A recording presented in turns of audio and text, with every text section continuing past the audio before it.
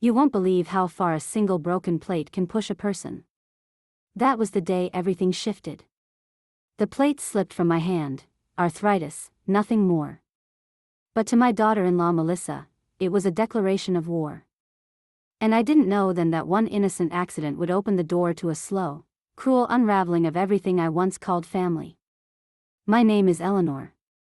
I'm 73 years old.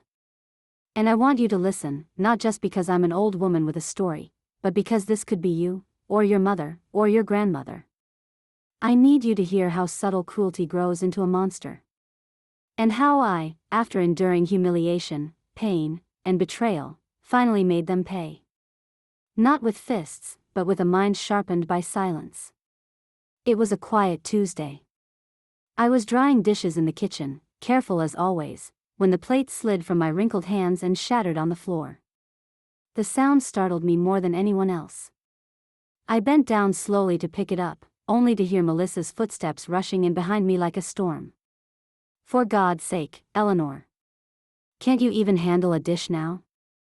This is the third one this month, she snapped, her arms folded and her eyes full of contempt. I opened my mouth to apologize, but she was already rolling her eyes. You know how much these cost? Or do you think money just grows from my son's back? Her voice echoed through the kitchen, louder than the breaking glass. My son, Daniel, heard it all. He stepped into the doorway, lips pressed together, saying nothing, again. That's what hurt most. Not her anger, not her words. But the silence of my own child. His gaze met mine, empty and far away, then shifted quickly to his wife. We'll get another set, he said.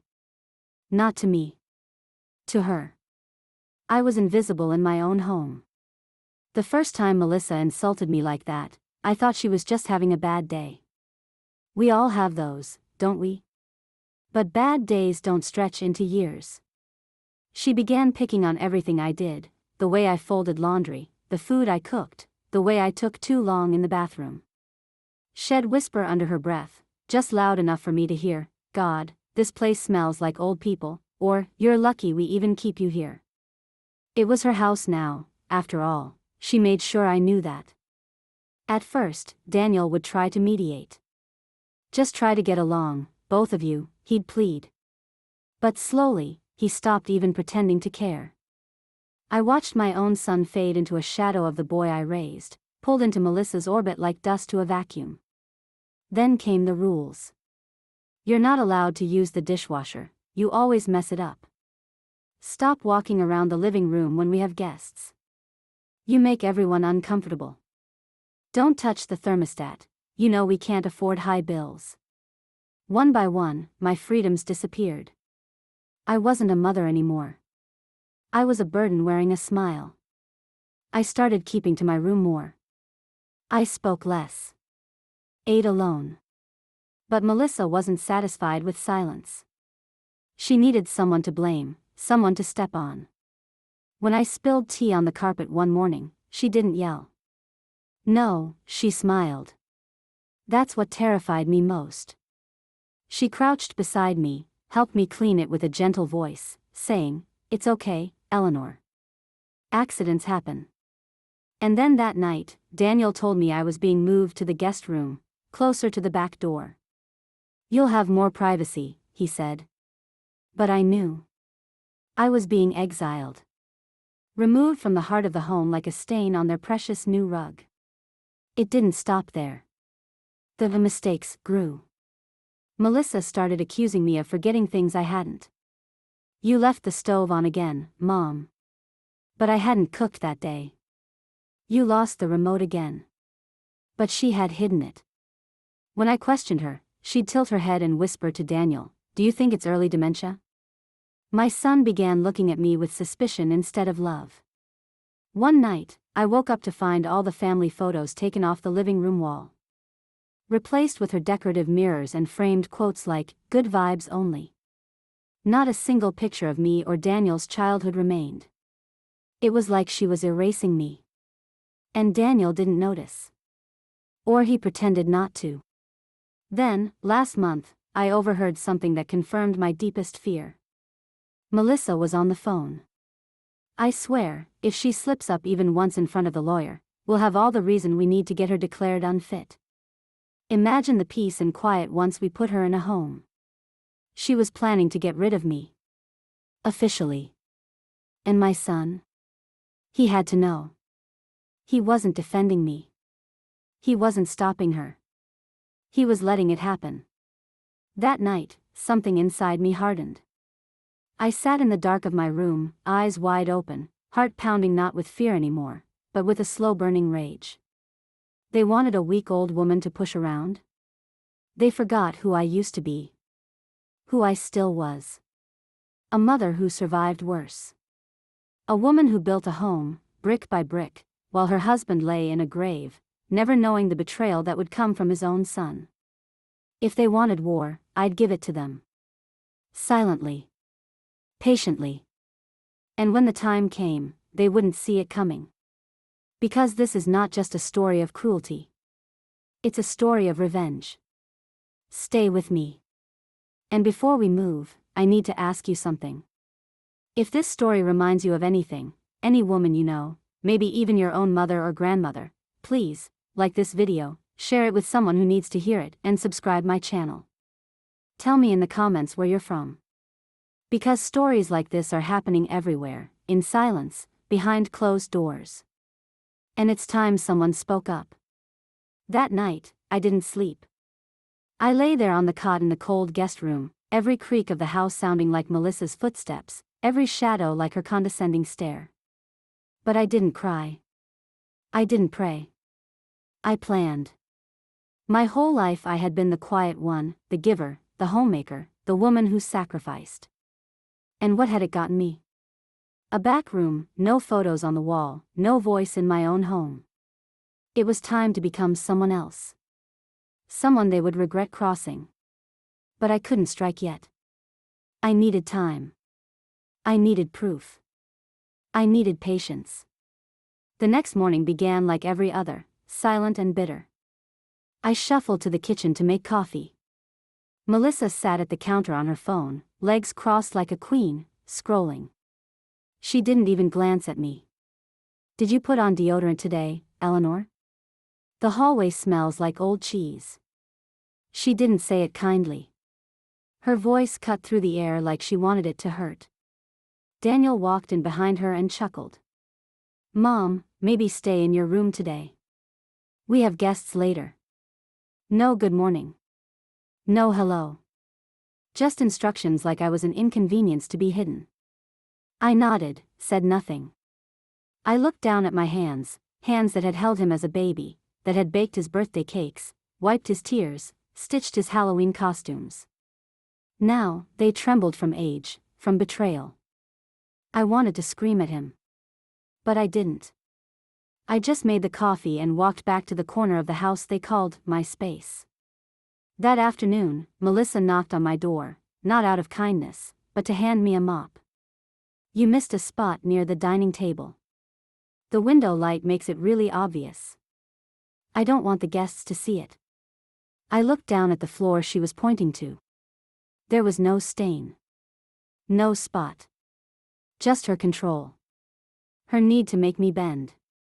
I took the mop. Not because I was weak. But because I was buying time. I needed to stay in her good graces long enough to prepare. Later that evening, when they hosted their friends in the living room, I was ordered to stay out of sight. "Don't embarrass us, please," Melissa said sweetly as she handed me a plate of snacks to take to the guests. When I emerged from the hallway to offer them, one of the women smiled warmly. "Oh, and who's this?" she asked. Before I could respond, Melissa cut in. "That's Daniel's mother. She's around sometimes. We try to keep things peaceful." They all laughed. I smiled politely, but my chest burned. Like I was some charity case, some stray cat they hadn't gotten rid of yet. That night, I made my first real decision. I would no longer endure. I would collect. Every insult, every order, every humiliation, would record it. The next morning, when Melissa and Daniel left for work, I went to the basement. I dug through my old sewing box and found my late husband's dusty tape recorder. It still worked. My grandson, James, once gave me a tiny voice recorder too, said it was for his podcast thing. I never used it. But now, I charged it. I tested it. And I tucked it into the old flower vase on the shelf by the kitchen, the perfect angle to catch her voice as she spoke her venom. By the next week, I had 4 hours of recordings. Melissa mocking me, blaming me for everything, threatening to send me to a home. I even caught Daniel saying, "Let's wait till Christmas is over, then we'll have the lawyer come by." I didn't know what the plan was, but I knew I wouldn't be here for it. Not unless I flipped the game first. Then came the first physical scar. It was a Saturday. Melissa had just gotten back from shopping and was furious I hadn't taken the trash out on time. "I told you yesterday, Eleanor." "It's not that hard," she screamed, snatching the bag from my hand and yanking it. The plastic tore, and the metal can inside sliced across my arm. I gasped as blood welled up. She paused, just a second, then scoffed. "That wouldn't have happened if you weren't so careless." She tossed the bag outside and walked away. Daniel came in as I stood by the sink, pressing a rag to the cut. "What happened?" he asked. I opened my mouth to answer, but Melissa rushed in. She dropped the kin again. "Maybe it's time we talk about assisted living. She can't keep doing this." I stared at my son. He looked from me to her. And then he nodded. That was the moment he left me completely. Not just in silence, but in agreement. That night, I stared at the bandage on my arm. The pain was sharp, but it was nothing compared to the ache in my soul. I realized then, I would never get their love back. Not Daniel's. Not Melissa's. But I could get something else. I could get justice. No. I could get revenge. And revenge, for someone like me, would not be loud. It would be quiet. Strategic. Measured. They thought I was fragile. They thought I was fading. But they had forgotten, mothers don't break. We bend. We endure. And when we rise with fire in our veins. So I made a list. Step by step. Hurt by hurt. I wasn't just going to survive this. I was going to end it. And they would never see it coming. Melissa started leaving bruises. Not with fists, but with things no one could prove. Doors slammed just as I passed, grocery bags dropped into my arms like dead weight, cleaning sprays that burned my eyes. And always, the words. Useless, slow, dead weight. When guests came over, she smiled sweetly and called me Mom, handing me desserts to pass around. But behind closed doors, she'd hiss, "You breathe too loud. You take up space. You're rotting in this house." Every day became a slow death. But I didn't flinch. I let her think I was beaten. That's how I knew my plan was working. I moved the voice recorder from room to room now. Every whisper, every cruel command, it was all captured. She didn't know that her venom had a witness. And I was smart.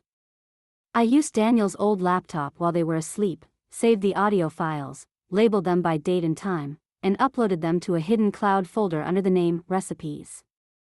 If they ever found it, they'd think it was full of soup tips. But inside was a record of war. Then came the salt. Yes, real salt. It was the day after Melissa found me sitting for too long after mopping the kitchen. My back had stiffened, so I leaned on the chair, breathing slowly. She came in and snapped a photo. "This is what laziness looks like," she smirked. I didn't respond. That angered her. She snatched the mop and dumped the dirty water on the floor again. "Do it over." When I bent down, she dropped a small open packet of salt right into the water. "Might as well disinfect too, right?" she said with a sugary tone. The water seeped into the cuts on my hand from the trash incident. The sting was unbearable, but I didn't cry out. I just locked eyes with her. And I saw the smallest flicker of fear. She was starting to notice something was changing in me. Later that night, while she slept, I walked quietly into the living room and looked at the photos on the mantel. None of me. All of her, Daniel, their wedding, vacations, smiling, lying to the world. That's when I decided to add another layer to my plan. I wasn't just going to expose her. I was going to break the illusion. People needed to see what she truly was. Not just hear her. So I used the birthday gift she once mocked me for, a small security camera my grandson gave me for safety. I hid it inside an old ceramic owl on the bookshelf. Perfect angle. Perfect height. It blinked red once, then went dark. Recording. Watching. Witnessing. My heart beat fast as I returned to my room. The plan was coming alive. A week later, the perfect moment arrived. Melissa had one of her classic rants over the laundry not being folded fast enough. She grabbed the basket and dumped it on the floor. Pick it up. One sock at a time. That's all you're good for. I knelt slowly, watching the owl's eyes, knowing it saw everything. She leaned down and whispered, "You'll be in a home by spring. I'll make sure of it." I looked up, eyes steady. "Are you sure that's what Daniel wants?" I asked. Her face stiffened. She was losing control, and she knew it. But the next day, she escalated. Maybe she sensed something. Maybe I pushed too far. She waited until Daniel left for work. Then she cornered me in the hallway. "I don't know what game you're playing, but I will win. Always." Then she shoved me, lightly, but enough for me to stumble against the wall. I caught myself, breath ragged. She smirked. "Maybe you should go ahead and fall. Would make everything easier." I didn't react. But inside, a storm raged. She wanted me broken. Cracked. But I was steel under wrinkles. That night, I reviewed the footage. Clear as day. Her voice. Her shove. Her threat.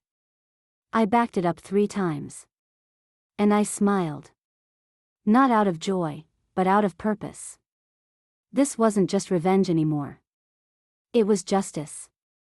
But revenge, I've learned, is sweetest when served in layers. So I didn't act yet. I let her think she'd won. The next weekend, my grandson James visited. Melissa barely tolerated it. "He makes a mess, and he spoils her," she told Daniel. But James didn't care. He ran to hug me, wrapping his arms around my thin shoulders. "Grandma. Still making the best cookies?" I smiled. "Only for you." Melissa rolled her eyes and muttered something under her breath. But I saw James look at her, confused. He was starting to see. Before he left, I slipped a flash drive into his coat pocket with a note, "For your podcast, Real Voices. Trust me." I didn't tell him more. Just let the seed be planted. Days later, Melissa got a call from Daniel while she was doing yoga in the living room. "Did you post something online?" he shouted. She blinked. "What are you talking about?" Her voice shook. "My coworker said there's a recording of you calling my mom trash. It's going around." Melissa's face drained. She looked at me, really looked. I was sitting calmly in the armchair. I tilted my head and said softly, "Be careful what you say in this house. Some things echo louder than you think." The mask cracked. Her lips parted in panic. "What did you do?" she hissed. I smiled faintly. "Just told the truth. Isn't that what family's supposed to do?" But I wasn't done. This was only the beginning. The house felt different now. Not safer, no. But taut, like a wire pulled tight, ready to snap. Melissa walked on eggshells, yet still tried to control me with her stares and sharp commands. But her tone had changed. No more smugness. No more condescension layered in fake smiles. She was rattled. The silence between us grew heavier each day. Daniel barely spoke to either of us, but I saw the lines deepen on his forehead. Guilt looks heavy on a man who traded his mother for convenience. 3 days after James received the recordings, a clip surfaced online. A short but clear video of Melissa yelling, "Pick up the socks one at a time. That's all you're good for." It hit like a grenade. Someone had paired it with soft piano music, black and white filters, and the caption, "Elder abuse happens in silence." It spread fast. People began commenting, strangers, neighbors, even someone from Daniel's office. The post didn't name her. But her voice. Her tone. Her words. They were unmistakable. And she knew it. She confronted me the next morning. She didn't shout. She didn't shove. She stood in the kitchen like a statue, hands trembling just enough to betray her calm. "You're trying to ruin me," she said softly, but I saw the rage underneath. "I gave you a roof, food, warmth. And this is how you repay us?" I turned from the stove and looked her square in the eye. "No, Melissa. You gave me walls. A prison. You never gave me warmth." Her lips twitched. "You want to play games? You think anyone will believe a senile old woman? I'll tell them you're bitter. I'll show them hospital records. You've had falls, haven't you? Maybe people should know you're unstable." I let her speak. I let her dig her own grave. What she didn't know was that James had already sent the full files to a women's advocacy group online. They reached out anonymously, asking if I needed help. I told them I wasn't ready, yet. I wasn't finished collecting. One video wasn't enough. I wanted the full story told. The full truth. Because it wasn't just Melissa who betrayed me, it was my own son, Daniel, who stood beside her, nodded quietly, and let her rot me out of my place in the world. And he needed to feel that betrayal echo in his bones. That afternoon, Melissa scrubbed the counters harder than usual. She was unraveling. At dinner, she barely ate. Her phone buzzed constantly. Comments. Reposts. Messages from people asking why her voice sounded so familiar. The silence was delicious. Daniel finally looked up and muttered, "You should talk to someone. Get ahead of this." Melissa glared at him, then looked at me. "Or maybe your mother should stop acting like a victim." He didn't defend me. Just stared at his plate. Cowardice, served warm. That night, I slipped into their office while they slept. The password on their desktop was still, Melissa 21. Arrogance is always convenient. I found documents, ones she'd been hiding. Bank transfers. Real estate plans. Even a draft email to a nursing facility titled, "Transition Plan, Eleanor." I copied them all. Labeled them. Backed them up. The next phase of my plan had begun. I woke early the next morning and sat in the sunroom, something Melissa had claimed as her yoga space and banned me from. But I sat there in my housecoat with my tea, watching the birds, like I owned the world. When she walked in and saw me, she froze. "This is my space," she snapped. I took a sip of tea. "Not anymore." She stepped closer, face flushed. "I don't know what you're doing, but it ends now." I stood slowly, inches from her face.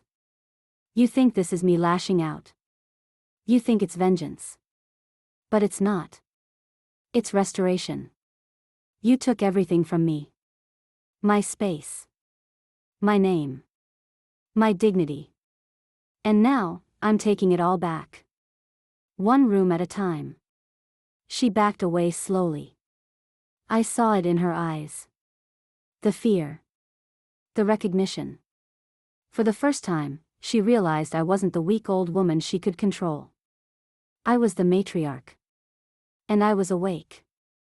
That evening, I cooked. Real food. The kind Daniel loved as a child, meatloaf, sweet potatoes, cinnamon bread. The smell filled the house, nostalgic and warm. Melissa refused to eat it. Daniel didn't touch much either. But I saw his eyes flicker when he tasted the bread.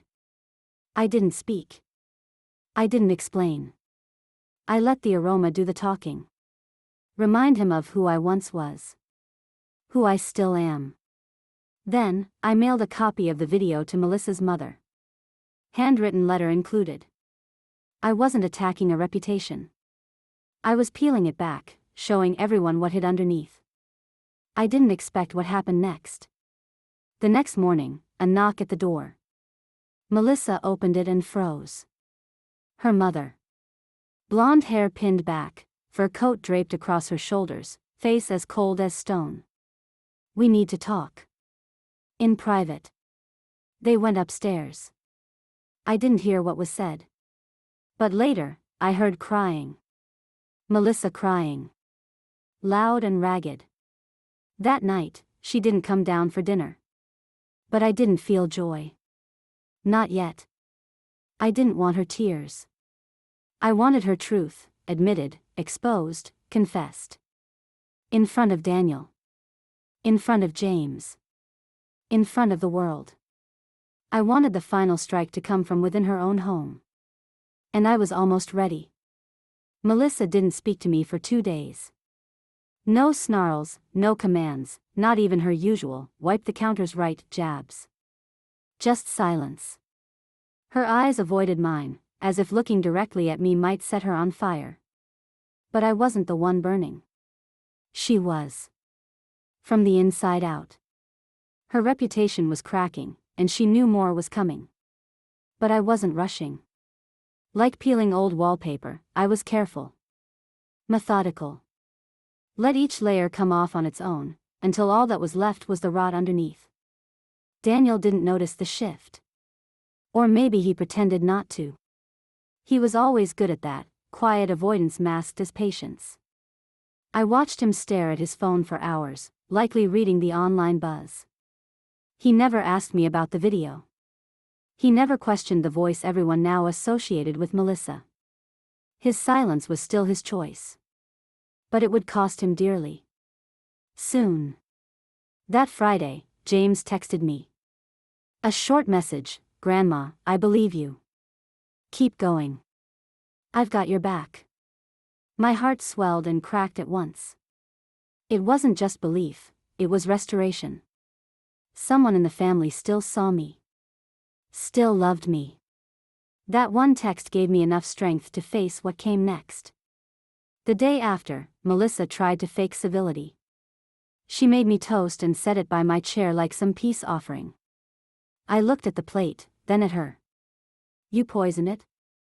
I asked, half joking. Her smile faltered. "Don't be dramatic." I slid the toast back toward her. "You first, then." She didn't eat it. Just turned and left the room. The cracks were spreading. Guilt eats the cruel from the inside out. But I wasn't done. I needed one last blow.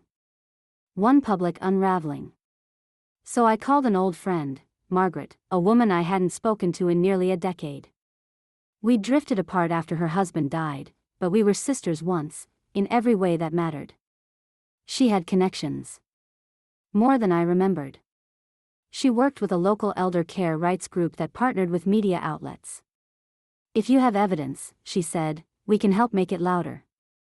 I sent everything: audio, video, screenshots of bank documents. Within 24 hours, a local blog titled, "When Mothers Become Prisoners," featured my story anonymously. It didn't use names. But the photos I provided, Melissa's shoes, the salt bag, the empty photo wall, were clear enough. It went viral. Daniel got a call from his firm. "Is that your mother-in-law in the article?" they asked. He said nothing for a long time. "We're reviewing your wife's recent behavior. This might be a conflict of reputation for our family division." Melissa saw the panic in his face and screamed at me that night, but not with rage, with terror. "What do you want from me?" she cried. "My life is falling apart." I stood in the hallway, arms crossed, voice steady. I want you to feel what I've felt. Invisible. Mocked. Caged. And then I want the truth. Out loud. Not to me, to him. To your husband. To my son. Daniel came home drunk that night. Something he hadn't done in years. He dropped onto the couch, stared at the blank TV screen, and whispered, "You broke us, Mom." I walked past him slowly, paused, and said, "No. You did. When you chose comfort over character." He didn't respond. He didn't look up. 2 nights later, the final nail. Margaret's team called me. They wanted to run a video, an edited piece, with my voice overlaid, sharing my truth, layered with clips of the abuse, shadows of my hands cleaning floors, sounds of slaps and cries and slammed doors. "You sure you want to be the voice, Eleanor?" they asked. I said yes. I wanted my voice to echo across every home where women like me were living in silence. The video dropped on a Thursday morning. I sat in the kitchen drinking coffee as it went live. 10 minutes later, Melissa's phone buzzed non-stop. Then Daniel's. Then the house phone. James called me, voice shaking. "They're playing it on the news, Grandma. Your voice, it's everywhere." Melissa locked herself in the bedroom. Daniel paced for hours. And I folded laundry. Hummed a hymn. Peacefully. Deliberately. I was not afraid of them anymore. They were afraid of me. Of the truth. That night, Daniel called a family meeting. Just the 3 of us. We sat in the living room, me on the armchair, Melissa on the edge of the couch, Daniel in between. He looked worn, pale. "We can't stay here," he said quietly. "People know. Clients know. My firm knows." Melissa gripped his arm. "We can fix it. We'll do a statement. We'll say she's confused. Old. Sick." I laughed once, cold and sharp. "Say whatever you want. But I have backups. Friends. Proofs in 3 states. Touch me again, and you'll lose more than just your jobs." Melissa turned red. "You're evil," she hissed. "You made us look like monsters." I leaned forward, inches from her face. "No, dear. I didn't make you monsters. I just handed you a mirror." Daniel said nothing. That silence again. But this time, it didn't hurt. Because I didn't need his voice anymore. I had my own. The wallpaper had been peeled. The fire beneath it was now exposed. And it had just begun to burn. The next morning, Melissa didn't come down for breakfast. The bedroom door remained closed until noon. When it finally creaked open, she stepped out slowly, hair a mess, face puffy, eyes red-rimmed. She looked like someone who had survived a fire but hadn't yet realized she started it herself. Daniel had already left for work, probably praying that the world would forget what his home had become. I sat calmly at the kitchen table, sipping my tea, newspaper folded neatly beside me. Melissa stood in the doorway for a moment, maybe hoping for pity. She got none. "You're quiet today," I said. "Losing control tends to do that to people." She didn't reply. Just made herself coffee and sat on the far end of the table, not looking at me. The silence between us was now a battlefield. But I had already won. Still, I wasn't finished. This wasn't just about reclaiming dignity, it was about rewriting the legacy they tried to steal from me. So I cleaned the guest room that afternoon, not mine anymore. I cleaned it with intention, folding every blanket, polishing the mirror, making it pristine. Because the next person to stay there wasn't going to be me. I called James. Told him it was time. He didn't ask questions. He just said, "I'm coming this weekend, and I'll bring the camera crew." It wasn't a network team, just his college friends who worked with him on documentaries. But that was enough. Enough to tell the real story, not through anonymous blog posts, but through my voice, my face, my truth. "We'll record here?" he asked. "In the house?" I smiled.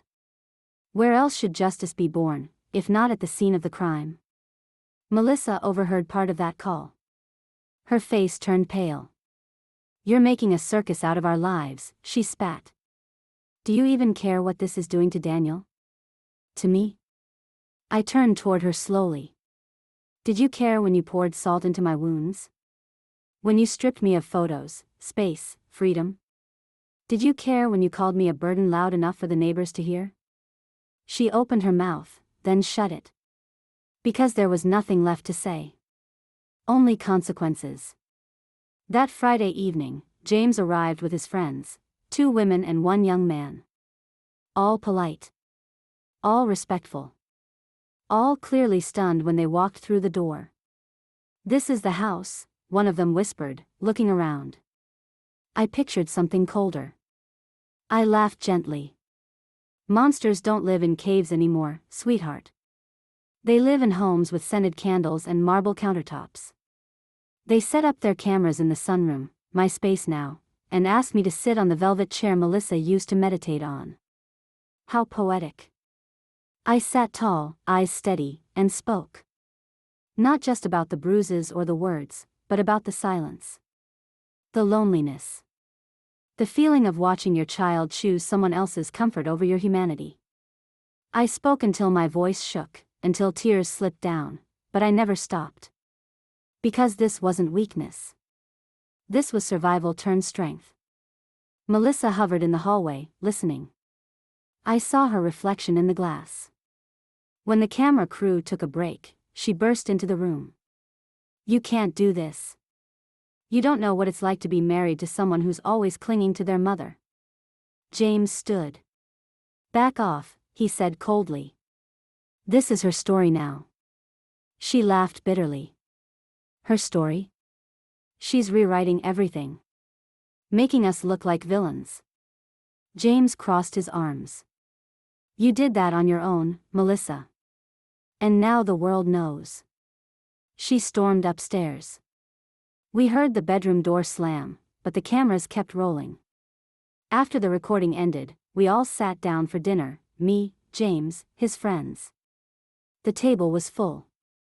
Laughter returned to the house like a long-lost bird finally remembering its way home. Daniel arrived late. He stepped into the room and froze. I watched his eyes scan the table, settle on me, then flicker with something unreadable. Shame? Regret? Too late. The seat he used to occupy next to me was now taken by someone braver, his own son. I offered him a plate. "You hungry?" I asked. He nodded slowly and sat down. Not beside me, across from me. A silent wall stood between us. But even that was better than the void he'd left me in for years. After dinner, James's crew left. Melissa didn't come down again. Cowards hide in silence when the truth is too loud. But I didn't chase her. I wasn't here to argue. I was here to finish what I started. The next morning, I stepped into the kitchen and found her waiting, bags packed. She didn't speak at first. Just stood there, hair tied back, jaw clenched. "I'm leaving for a while," she said finally. "Staying with my mother. Maybe permanently." I said nothing. She looked around the room, as if seeing it for the first time through someone else's eyes. "This used to be mine," she whispered. "This whole place. I ran it." "You ran it into the ground," I said quietly. She flinched but didn't argue. She lifted her suitcase and moved to the door. "He's yours again. If that's what you wanted." I looked her dead in the eye. I never wanted him back. I just wanted myself back. She walked out without another word. I turned, breathed in, and stared at the sun streaming through the kitchen window. The war inside this house was ending. But I wasn't finished yet. Not until Daniel looked me in the eye and admitted what he had done. The house was quiet again. Not peaceful, just quiet. Melissa was gone, but her ghost still lingered in the walls, in the tightened air, in the grooves of the dining table where her rings used to scrape the wood as she pointed and ordered. And Daniel, my son, was suddenly alone. No shield. No wife to hide behind. Just me and him, under the same roof, with miles of silence between us and a battlefield beneath our feet. He avoided me at first. Left early. Came home late. Ate in his office. But I heard him. Pacing. Sighing. Clicking through his phone.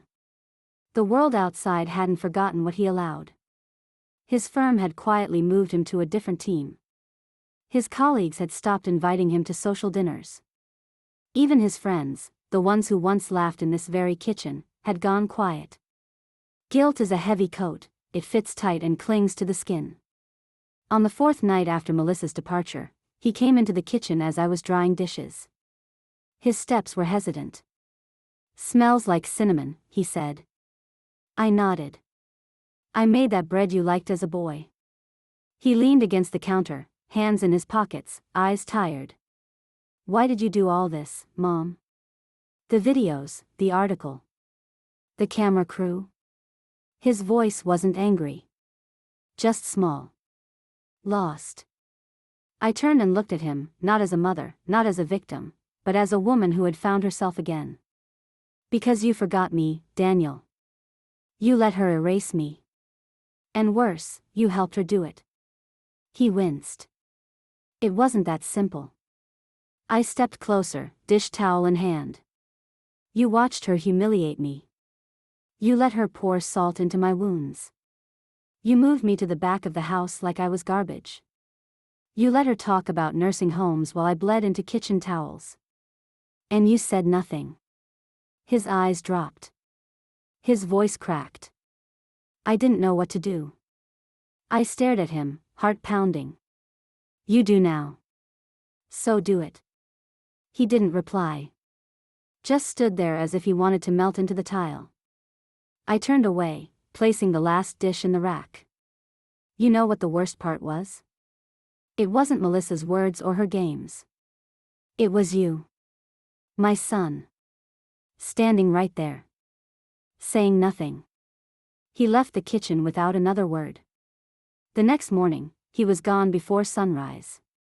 Left a note on the counter, "Gone for the day. Don't wait up." But I didn't care. I had no more energy to wait on a man who had already abandoned me once. Later that afternoon, I heard a knock at the door. When I opened it, I was surprised to see a familiar face, Angela, Daniel's childhood friend. She used to come over every summer and called me second mom. She held a gift basket awkwardly.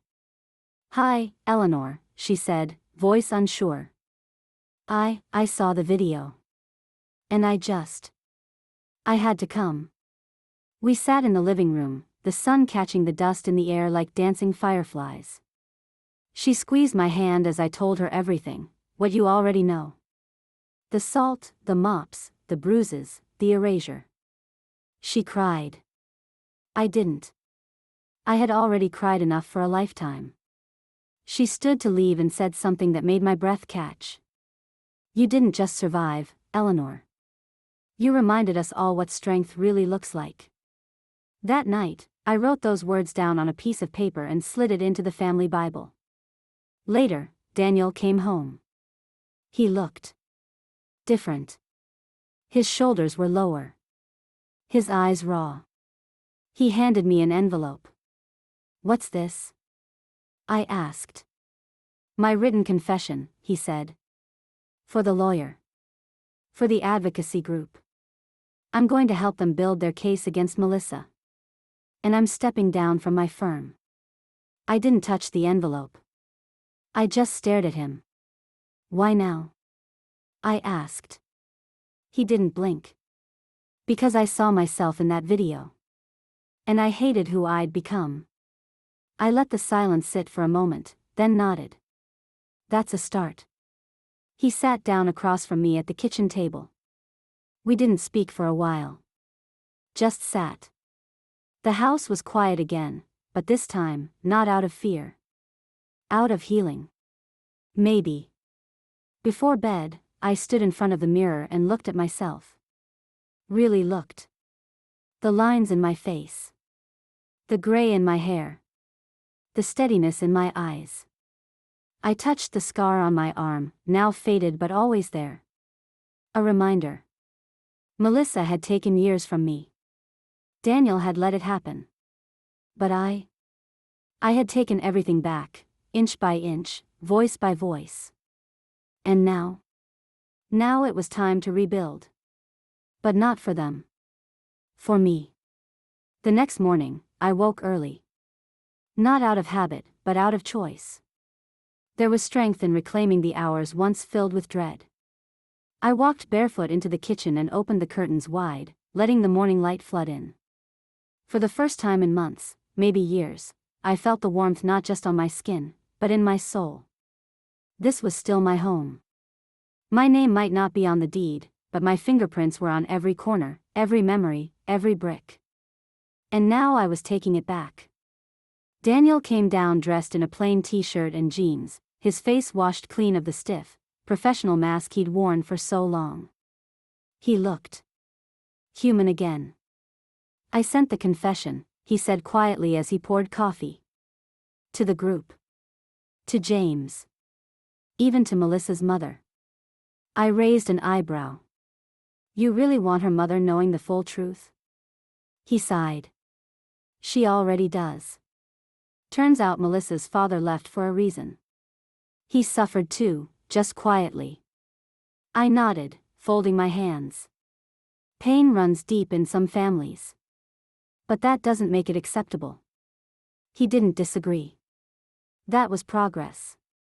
He hesitated, then asked, "What are you going to do next?" I tilted my head. Do you mean legally? Or personally? He looked down at his coffee, suddenly small again. Both, I guess. I smiled faintly. Legally, nothing more. She's exposed. And the internet never forgets. Personally, I'll decide when I'm done healing. Melissa had sent no word. No calls. No emails. Not even a message through Daniel. She had vanished like smoke from a snuffed-out candle, taking her cruelty and venom with her. But I knew women like her didn't stay quiet forever. No, silence was just a new tactic. But I was ready now. I didn't fear her anymore. I welcomed her return, because I had built walls of truth around me that she could never tear down again. That afternoon, I walked into the sunroom and pulled down the old family photo album. I hadn't opened it in years, not since before Melissa moved in. Each page was a time capsule. Daniel's first steps. His high school graduation. Even his wedding, though now the smiles in those photos felt like masks. I removed one picture. A candid shot of me and Daniel from the garden, long before Melissa, when his eyes still sparkled with trust. I placed it in a new frame and set it on the mantel. And then I did something unthinkable. I cleared the living room shelf, the one where Melissa had arranged her precious figurines and fake awards. I boxed them up carefully, respectfully, and set the box near the front door. Then I dusted the shelf, polished it, and placed new items, my husband's flag from his funeral, a framed embroidery piece I'd made years ago, and a candle with the words, "She who endures, conquers." The room looked different now. Not just cleaner. Warmer. Mine. Daniel watched me as I moved about the house, reclaiming what had been taken piece by piece. "You're really doing it," he said softly. "Taking it all back." I looked at him, my eyes steady. It was never hers to keep. That night, I sat outside on the porch under a blanket. The stars were scattered like broken promises, far away, quiet, but still there. Daniel joined me after a while. We didn't speak much. Just rocked in our chairs, side by side. The same way we used to when he was a little boy afraid of thunder.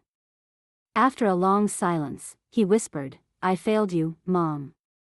I didn't respond right away. I just listened to the crickets. The breeze. My breath. Then I said, "Yes, you did." He blinked, startled. He must have expected comfort. A soft contradiction. But I had no lies left to give. But, I continued, you also chose to see. Eventually. And that's more than some sons ever do. He leaned forward, his hands shaking. Do you think I can fix this? I stared at him, and for the first time in years, I spoke as his mother. Not his victim. That depends, Daniel. Not on what you say. But what you choose to become from here. We sat in silence again, the porch light flickering above us like a hesitant heartbeat. Inside the house, the walls had changed. No longer witnesses to cruelty. Now they were survivors too. Painted in truth. Strengthened by resistance. And quietly waiting for joy to return. And as I looked at my son, aging, broken, maybe redeemable, I realized something important. Forgiveness wasn't a gift I owed him. It was a crown I could choose to wear, when I was ready. The days that followed were quiet in a new way. Not the frightened silence that used to fall over the house when Melissa prowled from room to room like a queen inspecting her territory, but a calm, tender quiet. Like a home remembering how to breathe. For the first time in years, I woke without dread in my chest. I cooked when I wanted. I sat in the sunroom without permission. And the guest room, my prison, remained empty, the door closed as if sealing in the ghosts of what had been done to me inside it. Daniel tried, in his own clumsy way, to help. He started fixing things, tightening the loose door hinge, replacing a flickering light bulb, even replanting flowers in the garden box that Melissa had once yanked out claiming they attracted bugs. I watched him one morning as he stood there, soil on his hands, sweat on his brow. He looked like a man who had woken up from a long, shameful dream. But redemption isn't handed out like coffee in the morning.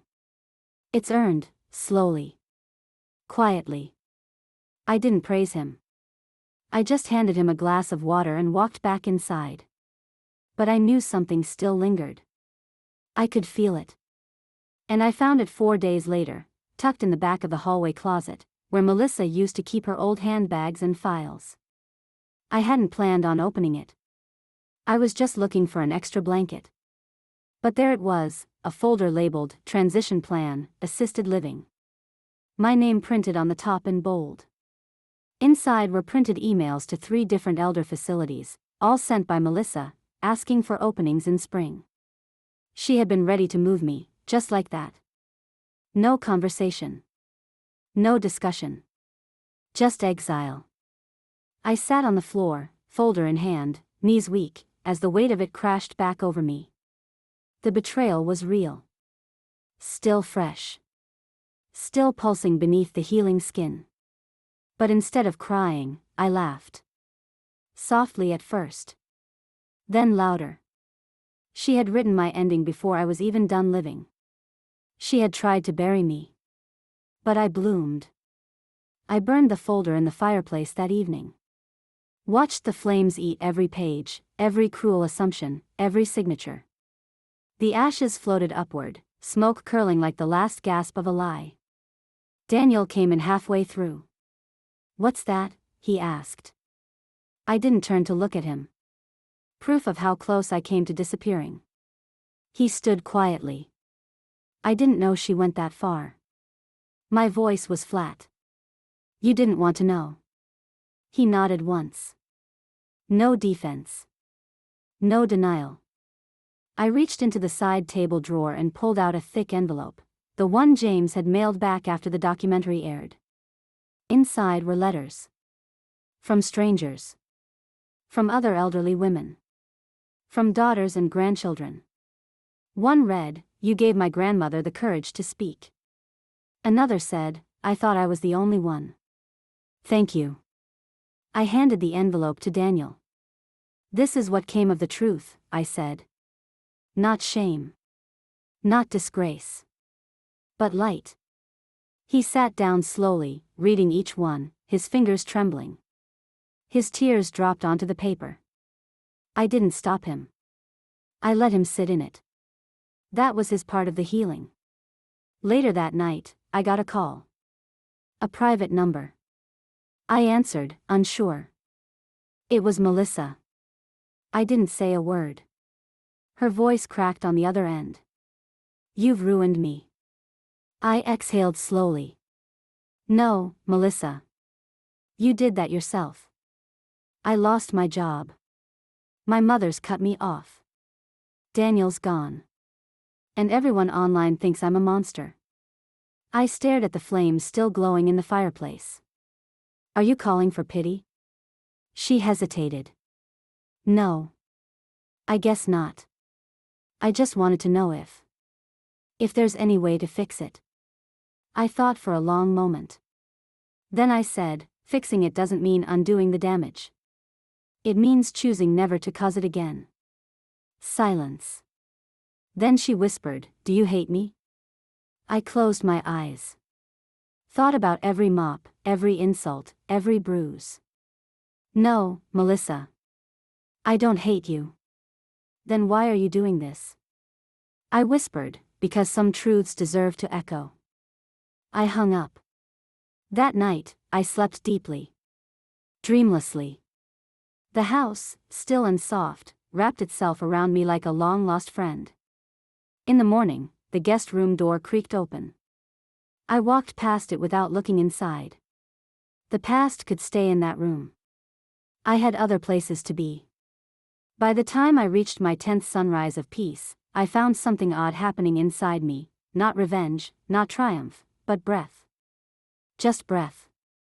Like I'd forgotten how to inhale fully these last few years, and now, with Melissa gone and Daniel quietly rebuilding his soul, I could finally fill my lungs without weight pressing down. But healing doesn't come as a single burst of light. It arrives in pieces. Tiny, quiet moments. Like the creak of the stairs no longer making me tense. Like folding laundry without flinching at footsteps behind me. That morning, I walked past the hallway mirror. The one Melissa had insisted we hang, her aesthetic. For years, I avoided that mirror. It had become a trap, a place where I'd catch glimpses of a woman I barely recognized. Tired. Ghostly. Erased. But now I stopped in front of it, full and deliberate. I looked straight into my own eyes and saw someone I hadn't seen in a long, long time. Me. Wrinkled, yes. Older, certainly. But not broken. Not invisible. I saw the steel behind the softness, the edge in my jawline that Melissa used to mock as rigid.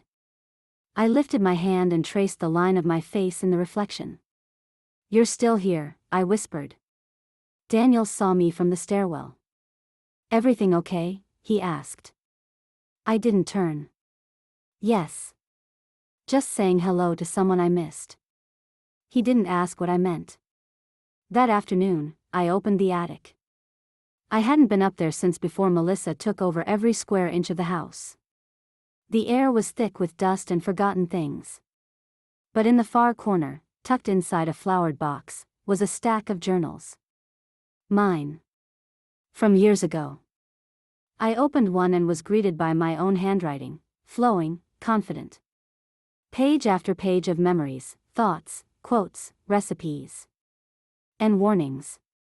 Back then, I wrote things I couldn't say aloud. She watches me like a hawk. He shrinks more every day. I miss being part of things. I flipped through pages until I found one entry dated exactly 3 years before. I feel like a vase sitting on a shelf in a home that used to be mine. If they dropped me tomorrow, I doubt anyone would sweep the pieces. I held that journal against my chest and cried for the woman I used to be. Not because she was weak. But because she waited so long to remember she wasn't. Daniel found me in the attic an hour later, wiping dust from an old photograph. You kept all this? He asked. I smiled. Mothers keep everything. Even what you forget. He sat beside me, hesitantly. Can I read one? I handed him the journal, entry marked. He read silently. His hands shook. God, he whispered. You wrote this while living right beneath us. I said nothing. There was nothing left to explain. That evening, he made dinner. Simple pasta. But it was the first time he had ever cooked for me. He even set the table. No wine glasses. No stiff placemats. Just 2 plates, a candle, and soft music playing from the old radio. He didn't speak much. Neither did I. But something passed between us. An unspoken truce. Maybe even the slow sprouting of forgiveness. Afterward, we stood at the sink together, washing dishes. He handed me the towel. "You always dried while I washed," he said. "Even when I was little." I nodded. Some rhythms are worth repeating. As I wiped the final plate, I said something I hadn't planned to. "You don't have to keep proving yourself to me, Daniel." He looked up, startled. "But I want to." I turned to him, towel in hand. "Then do it by being different.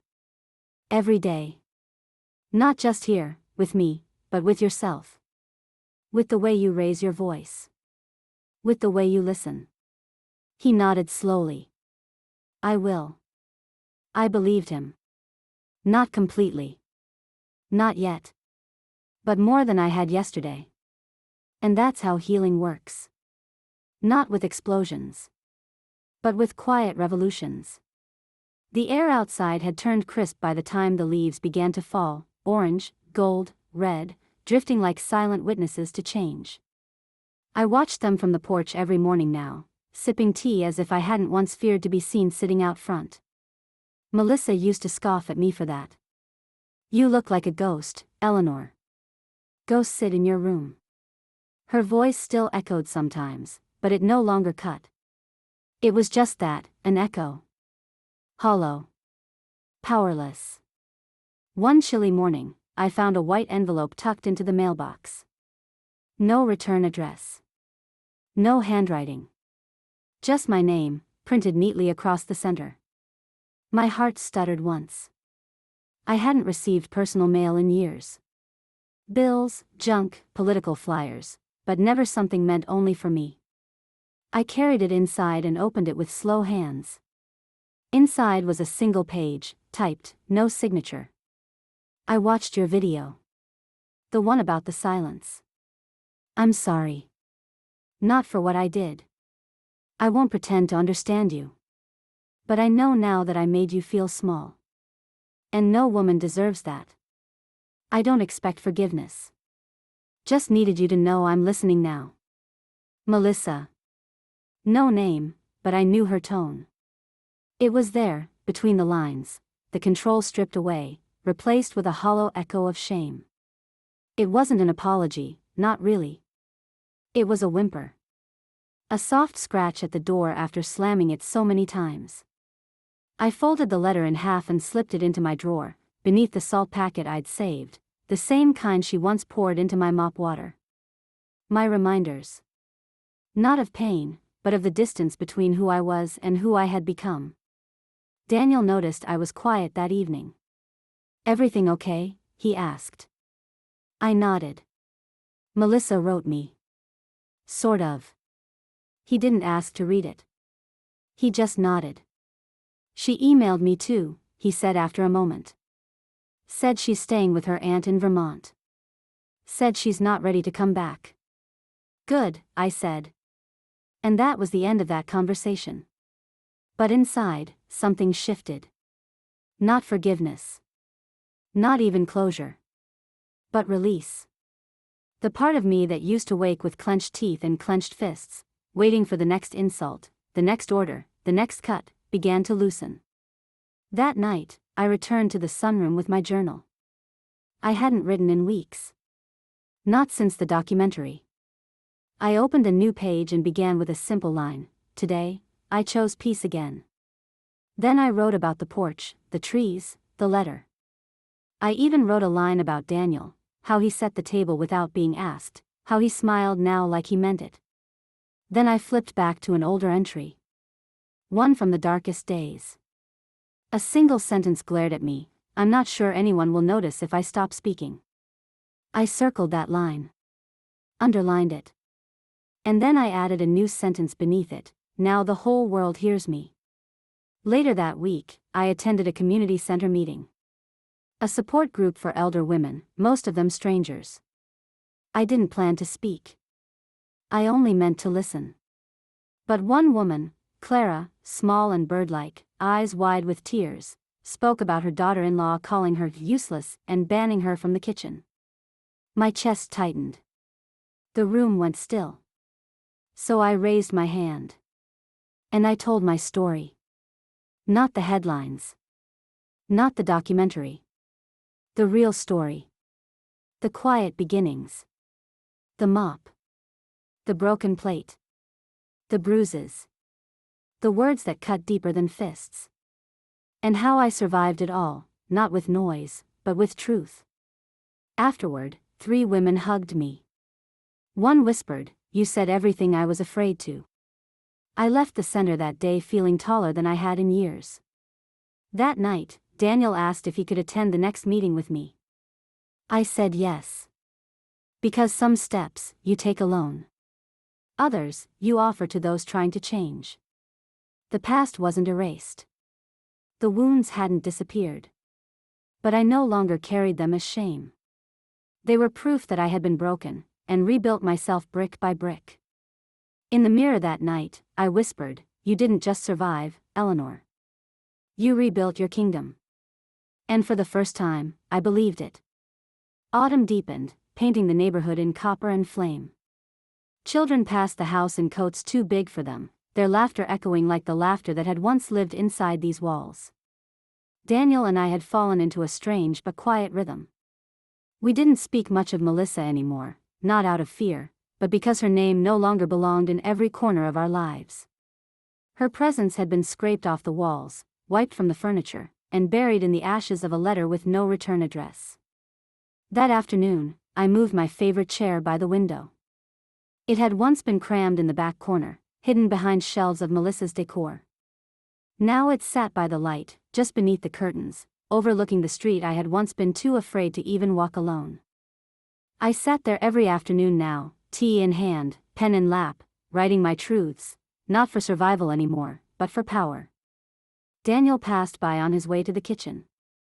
"That chair suits you there," he said. I nodded. It was always meant to be here. She just kept putting me in the dark. He didn't argue. He just made us both tea and joined me, sitting on the smaller ottoman like a child again, listening as I read aloud a new journal entry. In it, I wrote about transformation, not the kind with glitter and smiles, but the slow, painful kind that feels like pulling yourself out of concrete one breath at a time. When I finished reading, Daniel said quietly, "You should publish these." I laughed. What would I even call it? Notes from the broom closet? But he was serious. Call it what it is. Call it truth.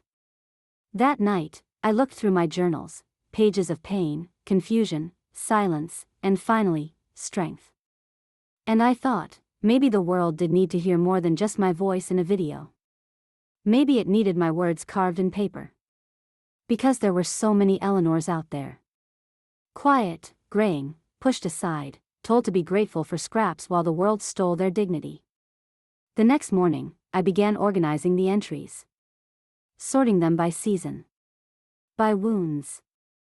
By victories. I labeled them as chapters: the saltwater floor, the guest room cell, the broken plate, the silent sun. Each one a title of a life I had lived and survived. James called that afternoon. "Grandma, we just passed 3 million views." I smiled. Good. Maybe that means 3 million women felt less alone today. He paused, then added, "You've started something, you know. Other women are speaking up. Recording. Writing. Sharing." Good, I thought. Let the fire spread. Daniel entered the room later, holding a worn box.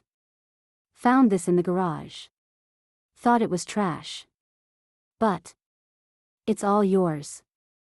I opened it to find letters I had written to myself years ago, notes I never mailed. Some were folded into the edges of books. Others scribbled on napkins, receipts, the backs of grocery lists. Words like, "Don't cry in front of them. You're stronger than they think. One day they'll regret underestimating you. I picked one up, smoothed it out, and handed it to Daniel. Read that out loud. He hesitated. Then he read, they think I'm fading. But even stars that look dim can still burn. He looked up, his eyes red. Mom, I'm sorry. I touched his hand. I know. And that was enough. For now. That night, before bed, I opened the window just an inch and listened to the wind brush against the glass like an old friend returning home. I stood in the doorway of the guest room one last time. Empty. Clean. No shadows. No ghosts. Then I closed the door, locked it, not to keep anyone out, but to keep myself from ever going back. Because the woman who once scrubbed floors on bleeding knees now sat by windows in the light. And she wasn't moving again. The local paper ran a small column titled, Elder Story Ignites Online Movement. They didn't name me, privacy laws and all, but the quotes, the language, the message. It was unmistakably mine. Daniel brought it to me like a peace offering, folding it gently across the kitchen table. Thought you'd want to see it, he said. I picked it up slowly, reading the clipped paragraphs. Words like neglect, verbal cruelty, hidden in plain sight, jumped from the page. It's strange, I whispered, more to myself than to him. To become a symbol when all I wanted was to breathe without fear in my own home. He sat across from me, quiet, reverent. Sometimes, people become symbols because the world finally realizes they've been ignoring the wrong stories. I looked up from the paper. You're still trying to fix things with words, Daniel. He didn't flinch. I'm trying to fix it with actions now. Later that week, the support group invited me to speak again, this time at a community center gathering with media present. James came with his camera. Daniel offered to drive us. We sat in silence during the ride, passing houses where laundry hung, leaves gathered, dogs barked behind chain-link fences. Regular lives. But every one of those homes, I thought, could have a woman like me inside. Waiting. Hurting. Silenced. When we arrived, the room was already full. Elderly women in shawls. Middle-aged daughters. Even a few hesitant sons sitting near the back, eyes unsure. I walked to the small stage, holding my notes, though I knew I wouldn't use them. My name is Eleanor, I began, the microphone cool in my hand, and for years, I was the quiet shadow in a house I helped build. I was insulted, mocked, isolated, and nearly erased. Not by a stranger, but by family. And no one knew. Because the world teaches women like me to suffer in silence. But I stopped suffering the day I started recording. The day I started writing. The day I remembered that I am not just someone's mother, or grandmother, I am someone. The applause that followed wasn't loud. But it was real. And I saw it in their eyes, those women in the front row, some wiping tears, others nodding hard. I had lit something. A spark. Melissa never apologized publicly. No post. No interview. No statement. But I didn't expect one. Because people like her don't apologize with words. They apologize by vanishing. And she had vanished. But I didn't need her apology anymore. Her absence was confession enough. Daniel sat beside me after the talk, clutching his hands. You know, she called me again, he said. Left a voicemail. Said she's thinking of counseling. I said nothing. Let the words settle between us. Do you want her to come back? I asked eventually. He shook his head. No. I just want to understand how I let it go that far. His voice cracked. How I let her hurt you like that. How I stood by, because silence is easier than resistance, I interrupted. And because comfort makes cowards out of decent men. But you're not there anymore. He nodded, eyes misted. I'm not. That evening, James showed me the footage. I watched myself on screen, older and weathered, but tall. Strong. Unshaking. My voice, though soft, carried weight now. He smiled. We're going to edit it into a short documentary. Just 10 minutes. We'll call it The Woman in the Guest Room. What do you think? I stared at the screen a moment, then said, call it The Woman Who Took Her House Back. Because that's what I had done. Melissa had wanted a house with perfect marble counters and an invisible old woman in the corner. She got the first part. But I refused to be the second. And now?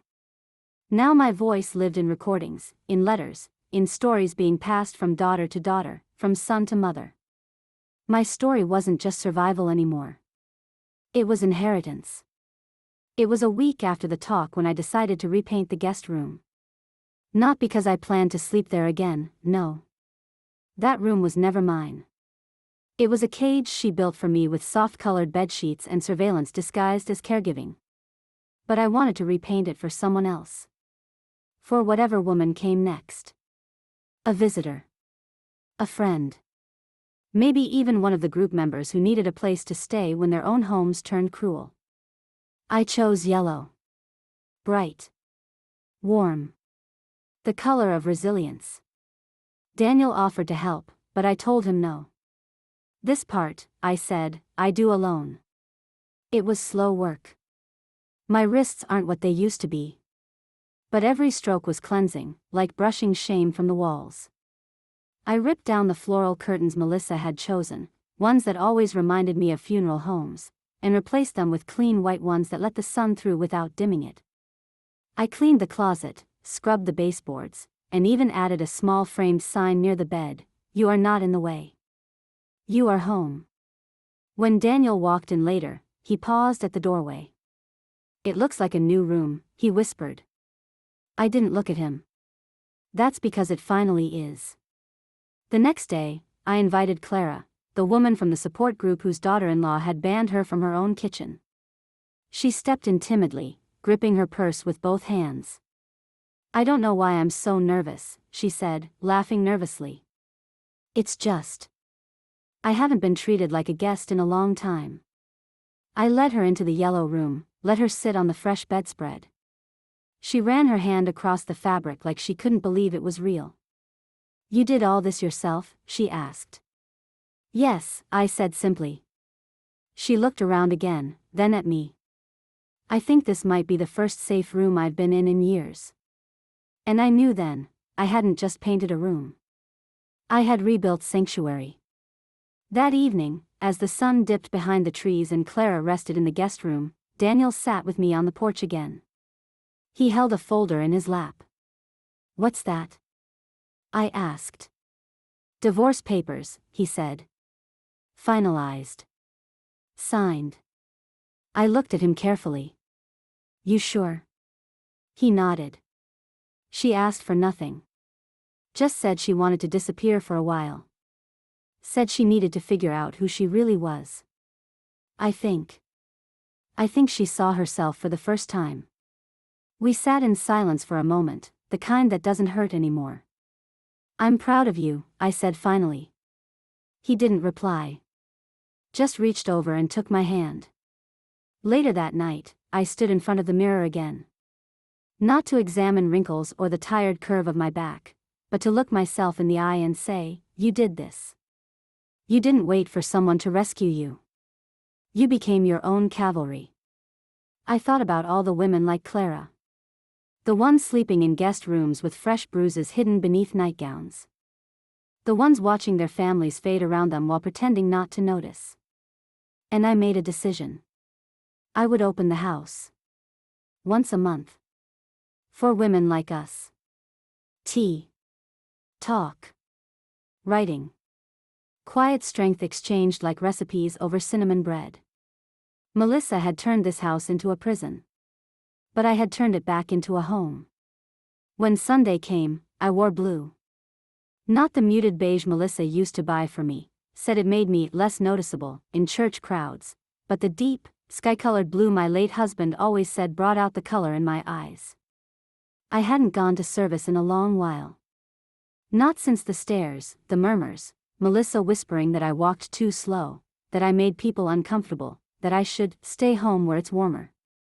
But that morning, I stepped into the church foyer with Clara beside me, both of us standing taller than we had in years. We took our seats on the end of the second row, and I could feel the hush in the air as a few people turned to look. Not out of judgment, but curiosity. Recognition. Some had seen the video. Others had read the article. Still others had heard it whispered in grocery store lines. That's the woman. The one who stood up. The sermon passed in a blur, something about grace and mercy, but my mind was fixed on the pew. The way it felt solid beneath me. The way no one dared whisper this time. Melissa had claimed this space once, too, arms folded, voice sweet, image polished like the pearls she wore. But she wasn't here now. And I was. Finally seen. Finally heard. After the service, a woman I barely knew approached. "I watched your video with my mother," she said softly. She cried. She's been going through something. Your story helped her speak up. Thank you. I didn't know what to say. So I nodded, squeezed her hand, and walked back to the car with a strange ache in my chest. A good ache. The kind that comes from using pain to plant something new. At home, Clara and I sat in the sunroom, tea in hand. How did it feel? She asked. I smiled. It felt like I walked in wearing chains and left without them. That evening, Daniel made soup. Nothing fancy, just something he remembered from childhood. We sat around the table, the three of us, me, Clara, and my son. The woman he nearly let disappear. The woman he now watched with different eyes. Kinder eyes. After dinner, Clara went to rest, and Daniel lingered at the sink. Do you think I'll ever stop feeling like I failed you? He asked. I dried the last bowl and said, no. And that's good. Because it'll remind you to never fail the next woman. He nodded, and I saw in him, not the boy I raised, nor the man who ignored my suffering, but someone in between. Someone learning. And I could live with that. I returned to the yellow room, not to clean or organize, but to sit on the edge of the bed and breathe. The light filtered through the curtains, soft and gold. I thought of the years I'd wasted thinking I had no power. That I was just a burden, just a shadow moving quietly so as not to disturb. But I had disturbed everything. And in doing so, I had rebuilt not just a home, but a legacy. That night, I dreamed not of Melissa, not of Daniel's silence, not of cold mop water and bruised hands, but of Sunday mornings filled with light. Of voices around my table. Of women laughing over cinnamon bread, sharing stories that didn't end in pain, but in strength. Melissa had once ruled this house like a queen with a poisoned crown. But now? Now it was mine. And I wasn't giving it back. The garden had once been Melissa's prized territory, her domain of control disguised as care. She'd plant white roses and nothing else, claiming other flowers made the yard look messy. She would let me water them, but only at dawn, when no one could see me from the street. You're not exactly garden magazine material, Eleanor, she once said, snatching the hose from my hands. I never forgot that. So on the first day of true spring, I tore up every rose. I worked from sunrise to noon, knees deep in dirt, hands aching. Clara joined me mid-morning, bringing gloves and lavender cuttings from her old yard. Let's plant healing, she said with a wink. We dug holes together, row by row, planting herbs, tulips, marigolds, and one stubborn sunflower that bent sideways like it already knew what it had survived. When Daniel saw us, he froze. You really ripped them all out, he said, half in shock. I wiped the sweat from my brow. They were never mine. This garden is. He didn't argue. We made signs. Small wooden ones, each handwritten by the women in the group. Clara painted one that read, "Still growing." Another woman, Beverly, wrote, "Resilience blooms here." We planted mint and rosemary by the walkway, lavender by the porch. No more roses. No more whitewashed perfection. This garden was real now. Wild and honest. We named it the Eleanor Patch. James visited the following week. He filmed us planting, laughing, pulling weeds. "This," he said behind the lens, "this is what healing looks like." I smiled at the camera. "No," I said, "this is what rebuilding looks like." He nodded. "Same thing, isn't it?" Later, I showed him the journals I'd organized. The ones we planned to publish together. "We'll self-publish," he said. "You'll own every word." I titled the collection, Guest Room to Throne. That night, I caught Daniel standing in the garden just past sunset, alone, staring at the wooden signs. I walked up beside him and said nothing. The scent of lavender drifted through the air. Finally, he whispered, "She hated when you sang out here." I raised an eyebrow. "And yet, I'm still singing." We stood in silence as the wind moved softly through the leaves. "I think I knew," he said. "Back then. Deep down." I didn't reply. Sometimes the truth needs room to sting before it can settle. He turned toward me. "Is there any chance you'll ever forgive me?" I looked him full in the face. "Forgiveness isn't about chance, Daniel. It's about truth. And right now, I'm still writing mine." He swallowed hard. "Then I'll wait." "Good," I said. "Wait in the garden. You'll learn something there." As I walked back toward the house, I realized I wasn't angry anymore, not in the way I had been. The rage had burned off like morning fog, leaving behind clarity. I didn't need Melissa's apology. I didn't need Daniel's guilt. What I needed, I had already taken back: my space. My voice. My home. Myself. And with every tulip that bloomed and every page I wrote, I planted something that would outlive their cruelty. A truth they could never uproot. 3 weeks passed before another letter arrived. Same neat print. Same lack of return address. But this time, Melissa didn't try to hide behind indirect words. The envelope was heavier, and when I opened it, a typed note fell into my lap, along with something else, an invitation. A therapy group flyer. She had highlighted her name in the list of new participants. The note was brief: "I don't expect anything. But I've started. Not for you. For me. I don't know if I was born cruel or became it. But I know I was wrong. And now I live with that. If you ever want to talk, I'll listen. If not, I'll still be here. Sitting with the truth you made impossible to ignore." I stared at the paper for a long time. Not because I believed it.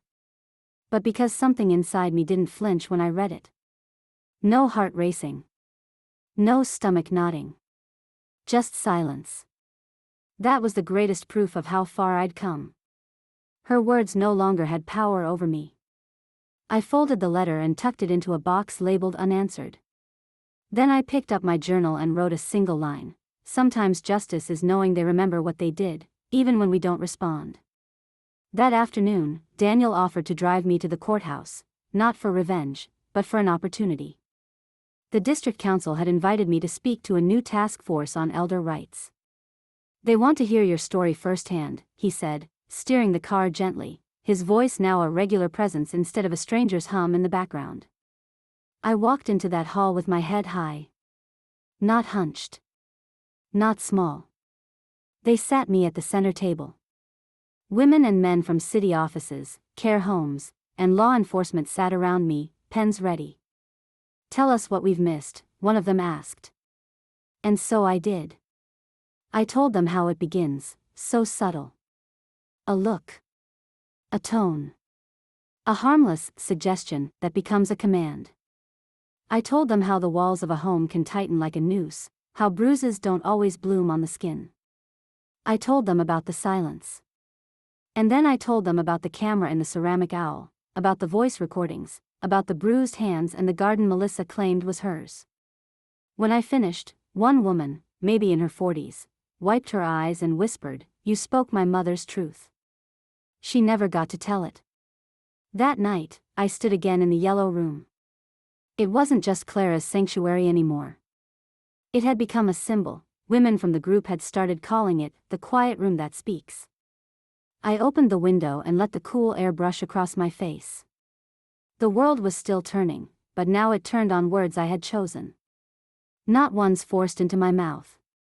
Daniel came in quietly and handed me a small, wrapped box.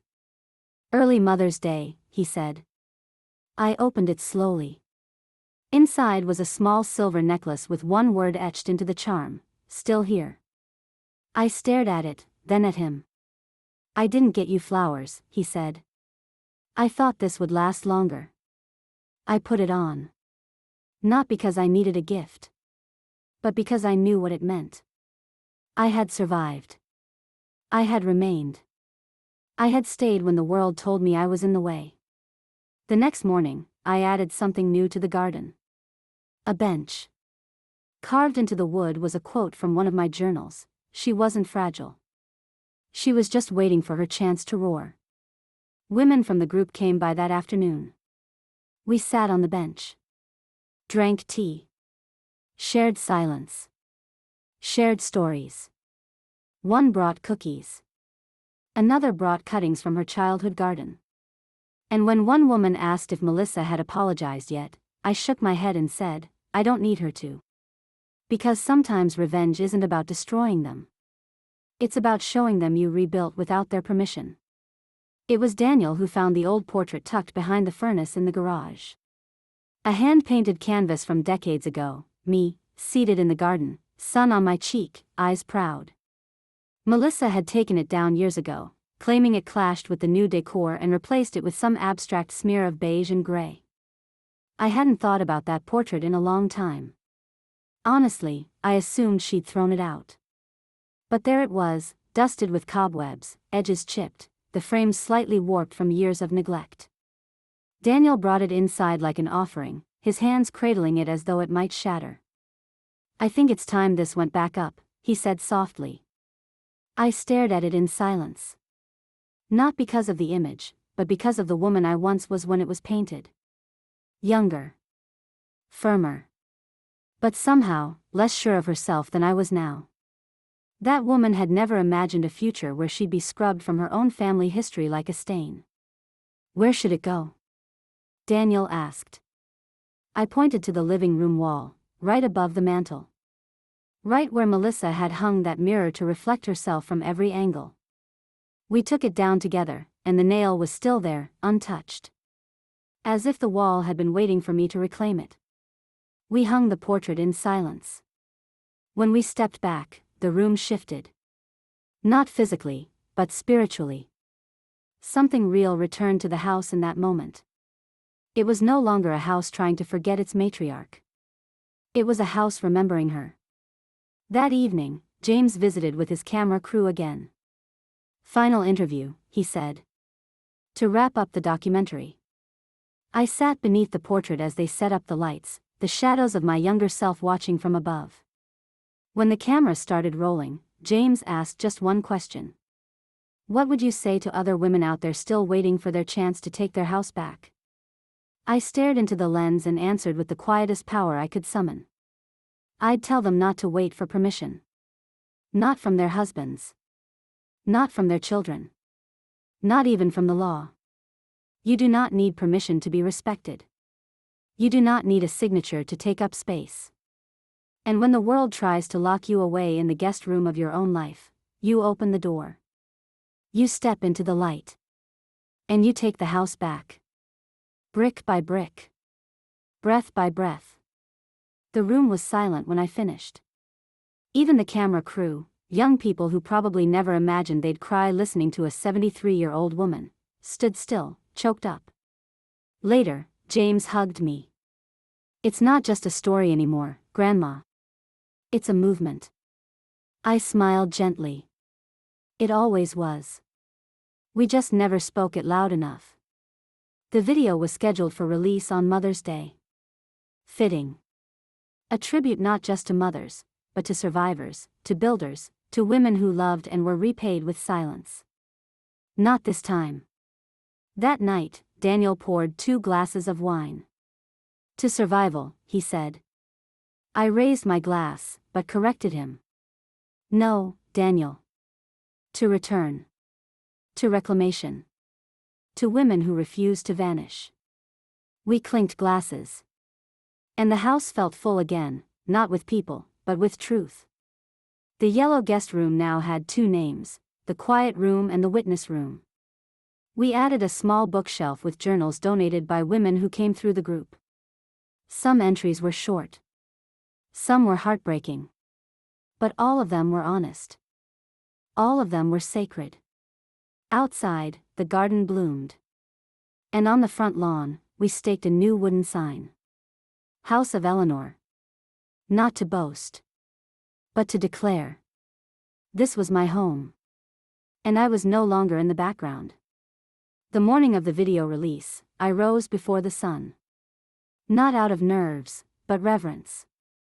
It felt like a birthday, or a funeral for the silence I'd buried so many years ago. The house smelled of cinnamon bread.